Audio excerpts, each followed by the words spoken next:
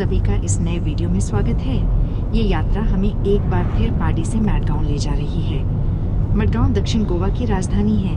पाडी कोई बहुत बड़ी जगह नहीं है, लेकिन यहाँ कुछ खास विशेषताएं हैं। यहाँ एक बहुत सुंदर झरना है, लोगों को डाइविंग सिखाने वाला एक स्कूल है और ऐसे कई अन्य आकर्षण भी हैं। हालांकि ये पालोलिम बीच से मडगांव जाने वाले रास्ते के बीच में पड़ता है। वास्तव में हमारी ये रोड ट्रिप पालोलिम बीच से उत्तर गोवा की ओर जा रही है, जिसका अंतिम गंतव्य मिरामार बीच है। चूंकि ये एक बहुत लंबा रूट है, इसलिए हम इसे पार्ट बाय पार्ट दिखा रहे हैं। पिछले वीडियो में हमने पालोलिम बीच से शुरू करके पाडी तक की जगह को दिखाया था, लेकिन आज ये रोड ट्रिप हमें पाडी से लेकर दक्षिण गोवा की राजधानी मडगांव तक ले जाती है, जो बहुत ही महत्वपूर्ण जगहों से होकर गुजरती है।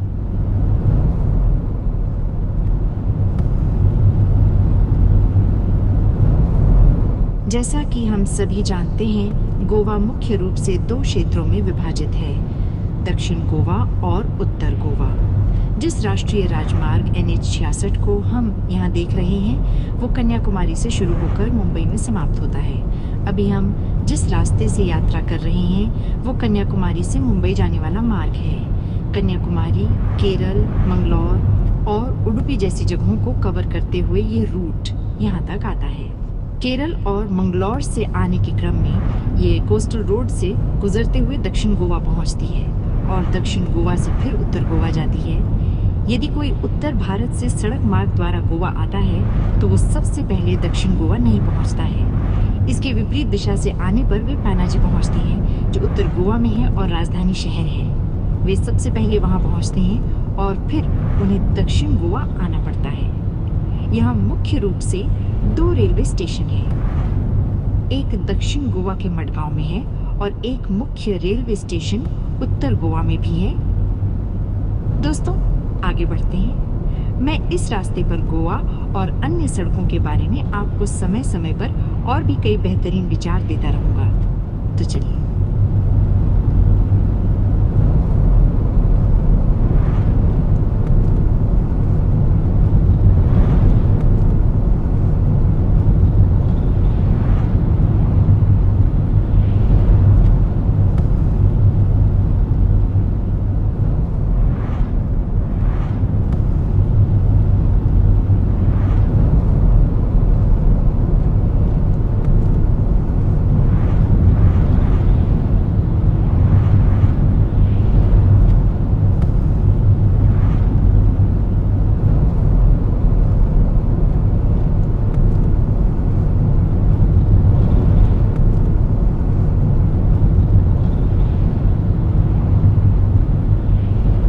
दक्षिण गोवा की यात्रा करते समय वहाँ बहुत सारे समुद्र तट बीचेस हैं। छोटे छोटे समुद्र तट जिन्हें देखने और तलाशने में आप पूरा एक महीना बिता सकते हैं। दक्षिण गोवा के समुद्र तट बहुत सुंदर और शांत क्षेत्र हैं। हालांकि उन समुद्र तटों की ओर जाने वाले सभी रास्ते बहुत संकरे और अच्छी तरह से मेंटेन किए हुए नहीं हैं। वहाँ काफी जोखिम भरे रास्ते हैं, इसलिए किसी बड़े 4 व्हीलर वाहन को ले जाने की कोशिश करना दक्षिण गोवा के समुद्र तटों की यात्रा को बहुत जोखिम भरा बना सकता है। हालांकि कुछ समुद्र तट बहुत अच्छे हैं, जहां रास्ते और पार्किंग ठीक ठाक है, लेकिन यहाँ पार्किंग की जगह आमतौर पर बहुत सीमित होती है। इसलिए यदि आप और आपका एक या दो साथी रोड ट्रिप पर जाना चाहते हैं, तो सबसे अच्छा विकल्प एक स्कूटी किराए पर लेना है, जो वहाँ आसानी से उपलब्ध हो जाती है।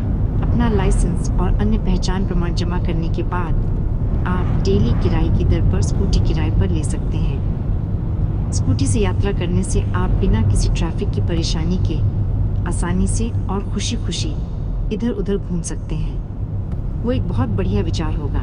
यदि आप 4 व्हीलर का उपयोग कर रहे हैं, तो दक्षिण गोवा के छोटे खाड़ियों और स्थानों तक पहुंचना थोड़ा जोखिम भरा होता है।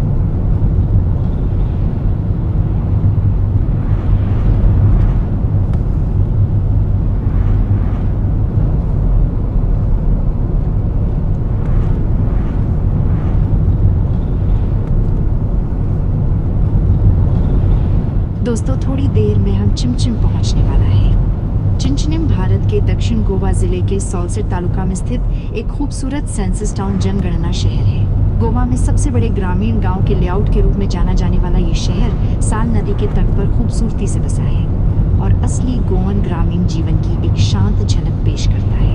उत्तरी गोवा के हलचल भरे पर्यटन केंद्रों के विपरीत चिंचनिम अपनी हरी भरी हरियाली, विरासत वाले पुर्तगाली शैली के बंगलों हवेलियों और गहरी जड़ों वाली सामुदायिक परंपराओं के लिए प्रसिद्ध है।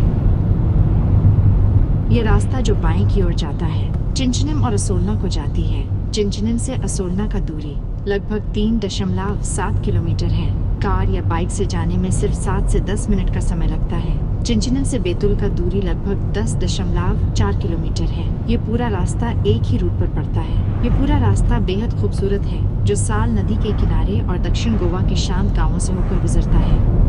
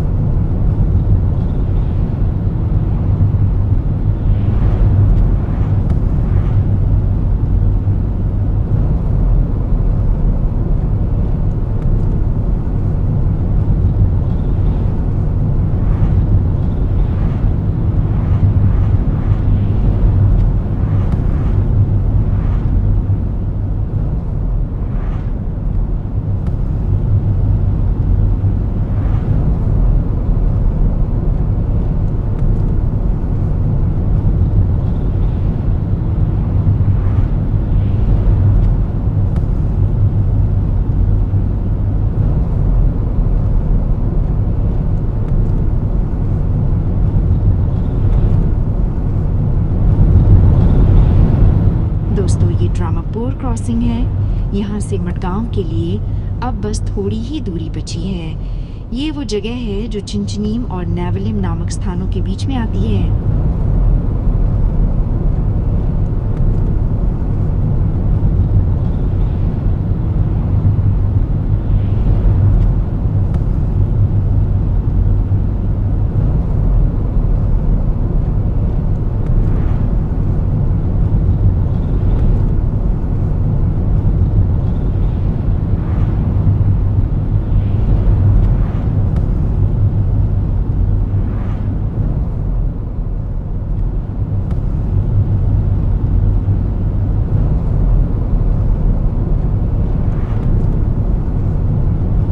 नेवलिम में स्थित है, जो मडगांव की ओर उत्तर की तरफ आगे बढ़ने पर NH 66 के पास ही थोड़ी दूरी पर है। दाएं तरफ दिखाई देने वाली प्रमुख सफेद इमारत ऐतिहासिक our lady of the rosary church है, जिसे आमतौर पर नेवलम चर्च के नाम से जाना जाता है।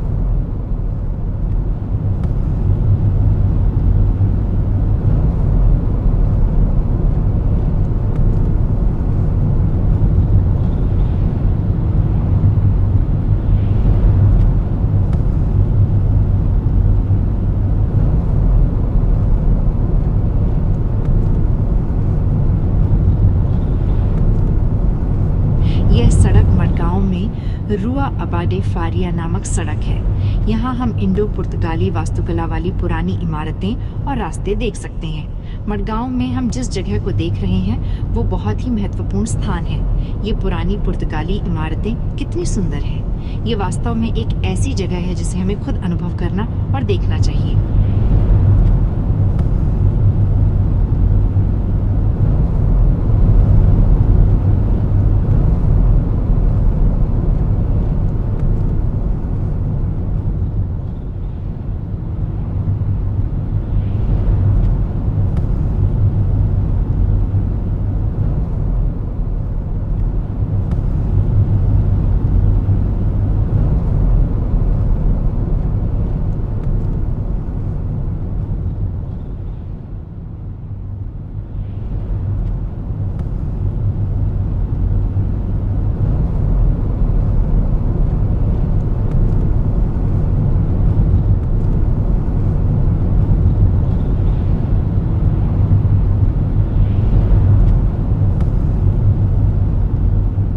आज की हमारी रोड ट्रिप यहीं समाप्त होती है। इसके बाद अगले वीडियो में हम आपको यहाँ से उत्तर गोवा जाने वाली बेहद खूबसूरत सड़कें दिखाएंगे। यदि आपको ये वीडियो पसंद आया हो तो कृपया इसे सब्सक्राइब और शेयर करें। साथ ही नोटिफिकेशन बेल को भी ऑन कर दीजिए। दोस्तों, हम मडगांव पहुँच चुके हैं। यहाँ से सामने की सीधी सड़क पैनाजी की ओर जाती है। बाईं ओर का रास्ता कोलवा बीच की ओर जाता है और दाईं ओर का रास्ता पोंडा की ओर जाता है। अगली वीडियो में मिलते हैं। धन्यवाद। नमस्कार।